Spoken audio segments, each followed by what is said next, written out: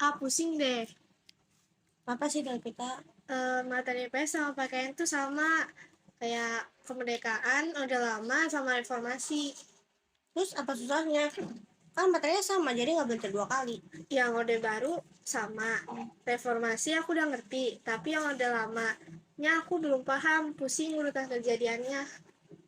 Oke, tarik nafas dulu. Kamu udah coba tonton video pembelajaran dari YouTube atau penjelasan di Google? Udah Nadia, tapi tetap aja aku nggak ngerti, nggak ada penggambarannya, semuanya tulisan. Ya udah, coba kamu tonton ini. Ini film pendek tentang kemerdekaan sampai runtuhnya Orde Lama. Oh yaudah, sini aku tonton.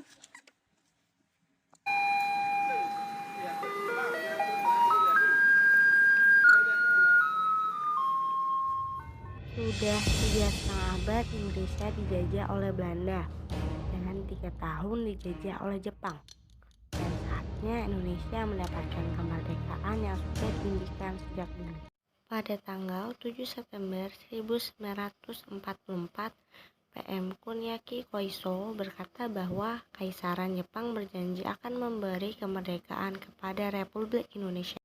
Pada tanggal 1 Maret 1945, Jepang membentuk BPUPKI, Badan Penyelidik Usaha Persiapan Kemerdekaan Indonesia, atau Dokutsu Junbi Kosakai, sebagai penguat janji Koiso. Setelah BPUPKI dibubarkan pada tanggal 7 Agustus 1945, Soekarno membentuk PPKI atau Panitia Persiapan Kemerdekaan Indonesia atau Dokutsu Junbi Inkai.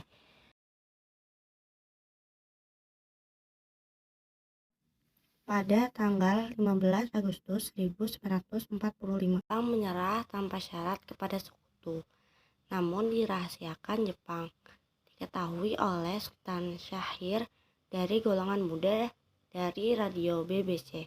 Rapat tanggal 16 Agustus dini hari dan golongan muda sepakat untuk mengamankan Soekarno-Hatta. 16 Agustus 1945, para pemuda pada dini hari meluncur dari Cikini Raya untuk membawa Soekarno dan Hatta ke Rengas Dengklok. Pada Kamis tanggal 16 Agustus pukul 8 malam, mereka pun tiba di Mayakodori, kediaman Hatta. Soekarno dan Hatta lanjut menuju rumah Laksamana Maeda. Laksamana Maeda, kami meminta izin untuk meminjam rumah ini untuk merumuskan naskah proklamasi ini. Tentu saja, semoga berhasil Soekarno. Bagaimana kita harus menuliskan naskah proklamasi kemerdekaan Indonesia ini? Bagaimana? Para anggota PETA menurut kata-kata seperti penyerahan kekuasaan atau merebut. Kita pilih pindah kekuasaan saja. Saya cuma mengubahnya sedikit.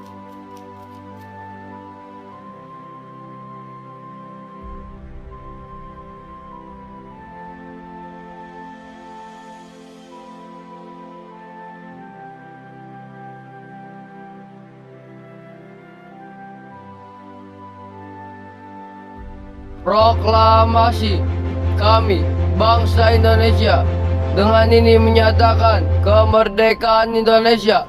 Hal-hal yang mengenai pemindahan kekuasaan dan lain-lain diselenggarakan dengan cara seksama dan dalam tempo yang sesingkat-singkatnya.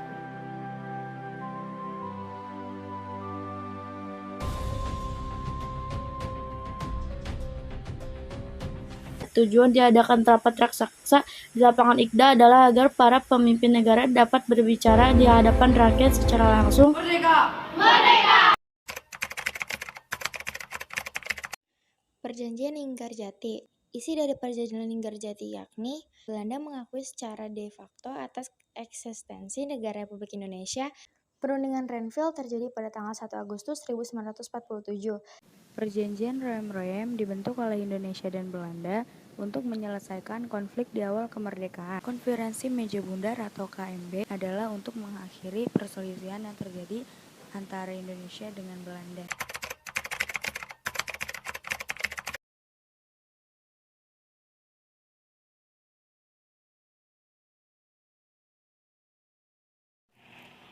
pada masa pemerintahan dan kekuasaan Kabinet Natsir menyebabkan banyak terjadi pemberontakan hampir di seluruh rakyat Indonesia. Kabinet Karya demisioner saat Presiden mencanangkan dekret.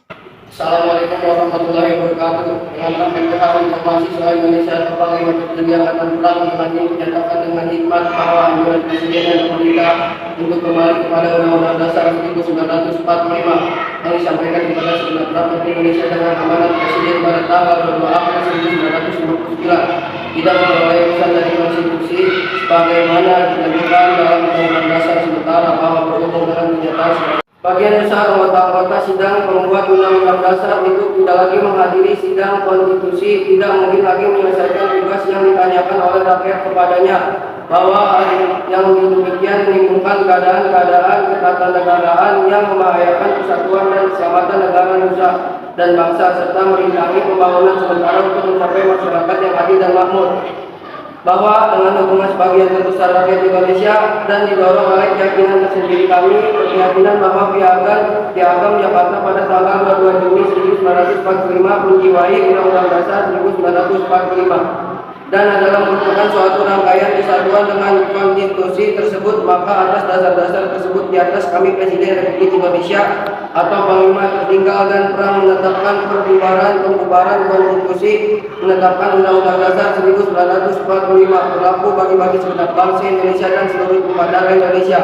Terhitung dimulai dari tanggal penerapan piknik ini dan tidak berkelanjutan lagi Undang-Undang Dasar sementara pembentukan Majelis Permusyawaratan Rakyat sementara yang terdiri atas anggota-anggota Dewan Perwakilan Rakyat ditambah dengan utusan dari daerah-daerah dan golongan-golongan serta pembentukan Dewan Pertimbangan Agung sementara bahkan diselenggarakan dalam waktu singkat-singkatnya. Ditetapkan di Jakarta pada tanggal 5 Juli 1959 atas nama rakyat Indonesia Presiden Republik Indonesia atau Panglima Tertinggi. Pada demokrasi terpimpin, kekuatan politik terpusat pada 3 kekuatan politik. 1. Presiden Soekarno, 2. Partai Komunis Indonesia, dan 3. Tentara Nasional Indonesia. Assalamualaikum. Waalaikumsalam. Bapak ditugaskan untuk menghadap Presiden. Saya ingin bersiap-siap. Tidak usah.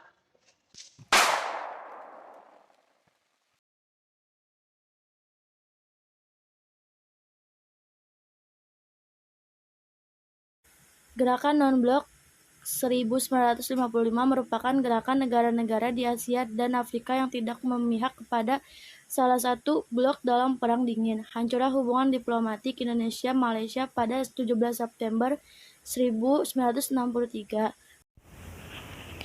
Upaya ekonomi yang dilakukan pemerintah pada masa demokrasi terpimpin tidak kemungkinan hasil yang menggembirakan. Dan situasi politik Indonesia semakin kacau karena muncul sentimen anti PKI dan anti Soekarno. Hal ini menyebabkan turun ke jalan pada tanggal 12 Januari 1966, menyuarakan Trituntunan Rakyat atau Tritura yang berisi 1. Pembubaran PKI, 2. Pembersihan kabinet dari unsur PKI, dan 3. Penurunan harga barang. Pada tanggal 11 Maret 1966, kembali melakukan demonstrasi besar-besaran, dan pada akhirnya Presiden Soekarno memberikan surat perintah kepada Letjen Soeharto yang kemudian dikenal sebagai Surat Perintah 11 Maret atau Super Semar, dan hal itu menjadi akhir rezim Orde Lama. Pimpinan Soekarno yang kemudian digantikan oleh era Orde Baru sejak 1966. Loh, udah selesai, padahal seru loh. Ya iyalah, kan cuma sampai Orde Lama.